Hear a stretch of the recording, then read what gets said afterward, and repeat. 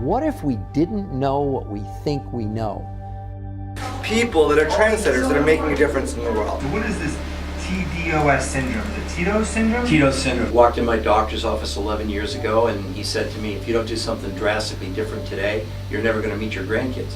It's toxicity, deficiency, combining, believe it or not, combining to cause what? Every disease statistic is completely out of control.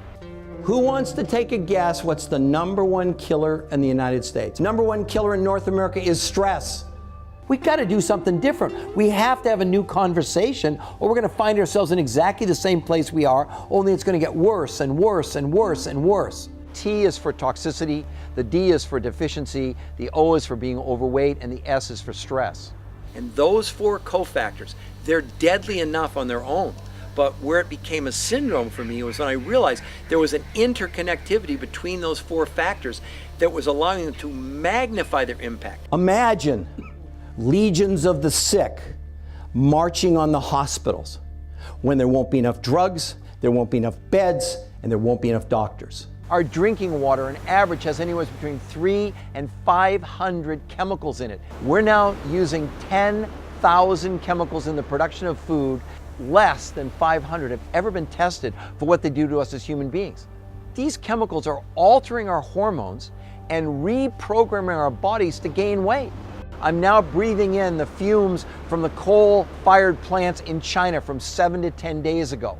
You think you can eat yourself into wellness? Food will never be enough again, period. Period.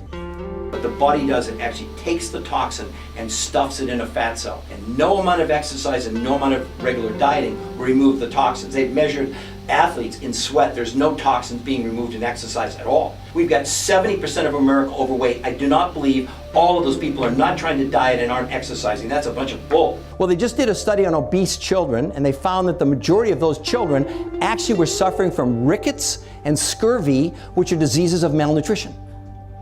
For the first time in the history of the world this year, more children will die of obesity than starvation. The food companies have spent almost $1 billion trying to determine how they can get us to eat more. They have created something called the bliss point. And what they did, they actually did brain scans on children and adults, and they found there was a point where the combination of salt, sugar, and fat stimulated but didn't fill you up. And you know what the model was that they used to determine this in the brain scan? They had a model that they based it on. Cocaine addicts.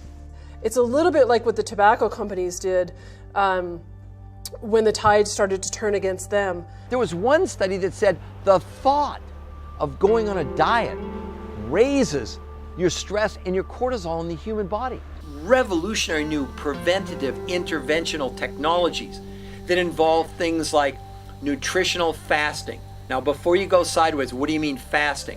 It's been proven in study after study that caloric restriction with intermittent fasting is one of the greatest strategies absolutely to positively live healthier longer.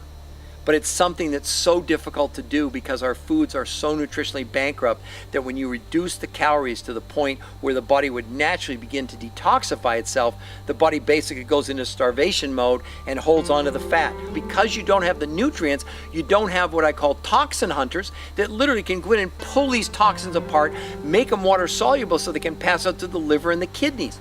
So what's the solution? What we need is nutritional density.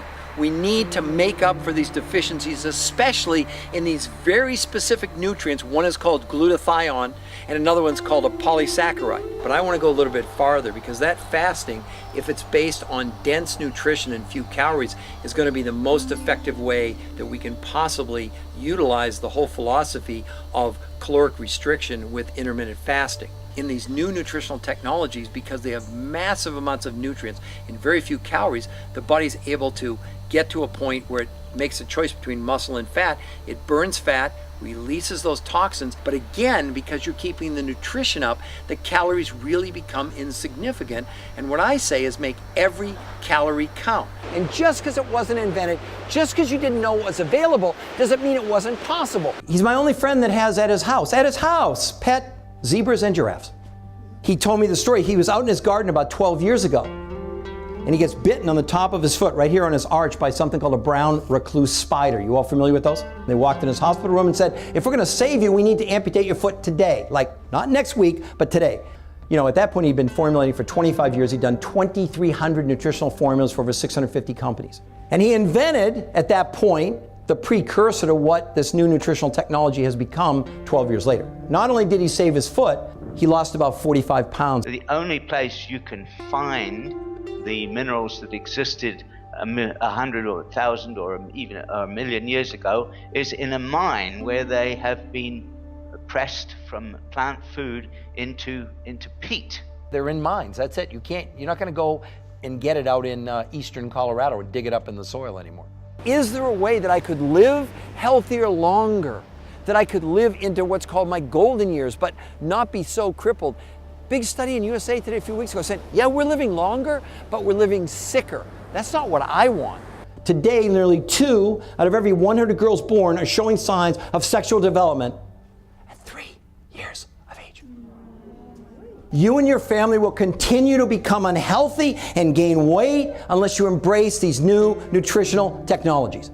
There practically isn't a thing I know of nowadays, or anybody knows of nowadays, that isn't connected to the length of your telomeres at the tips of your chromosomes.